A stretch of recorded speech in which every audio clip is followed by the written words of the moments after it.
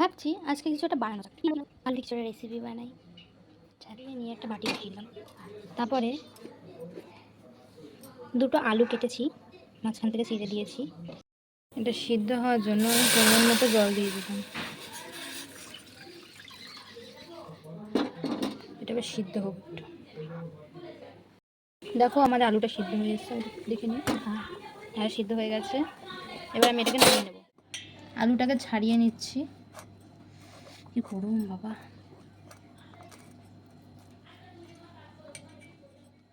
আলুটা মেখে নিলাম সিদ্ধ করে। এরপরে এর মধ্যে আমি দুটো লঙ্কা, দুটো পেঁয়াজ, একটা ডিম নিয়ে নিয়েছি। অবশ্যই ডিমটাকে ধুয়ে নেবে। পেঁয়াজ লঙ্কাগুলো ধুয়ে আমি কেটে নিয়েছি, এগুলো আমি দিয়ে দেবো।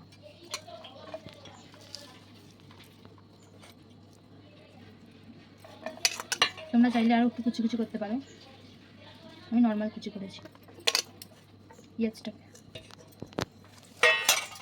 এবার এটাকে মাখিয়ে নেব।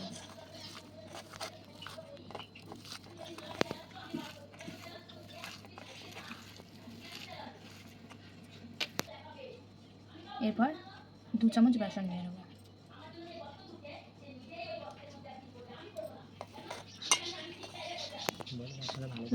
ভালো করে এটাকে মাখিয়ে নিতে হবে।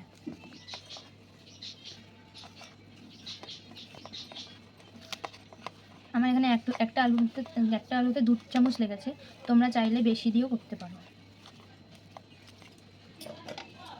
এর মধ্যে হাফ চা চামচ জিরের গুঁড়ো,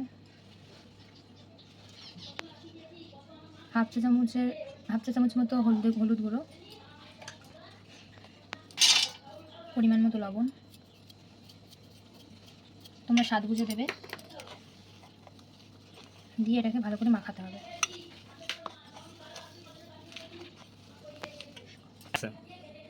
হাফ চা চামচ কর্নফ্লাওয়ার দিয়ে মাখাতে হবে।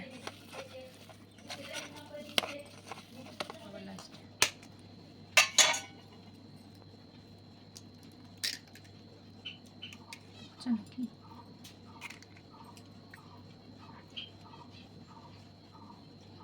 বন্ধ করে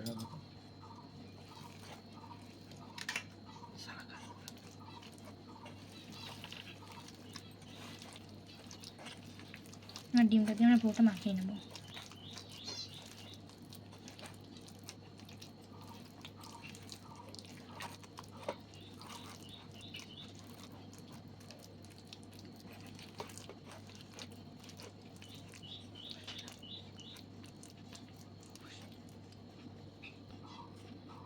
মাখা শেষ হয়ে গেছে, কড়াই বসিয়ে দিয়েছি সাদা তেল দিয়ে। এবার এটাকে গরম হতে হবে। দেখুন তেলটা গরম হয়ে এসছে। এবার আমি আস্তে আস্তে এগুলো ছেড়ে দেবো।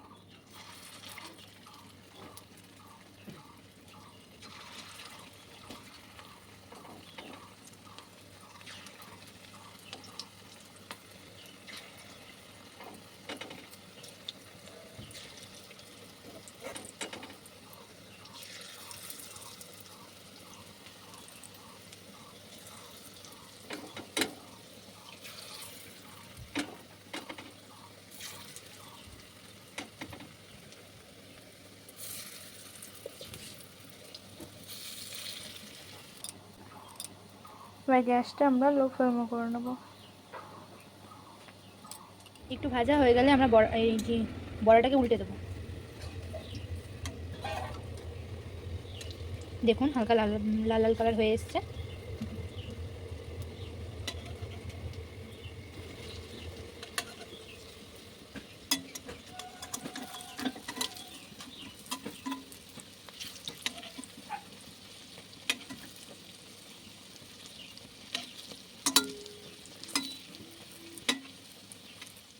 দেখুন আমাদের বড়া ভাজা প্রায় হয়ে গেছে, লাল লাল হয়ে গেছে। এবার এটাকে আমরা তুলে নেব একটা প্লেট।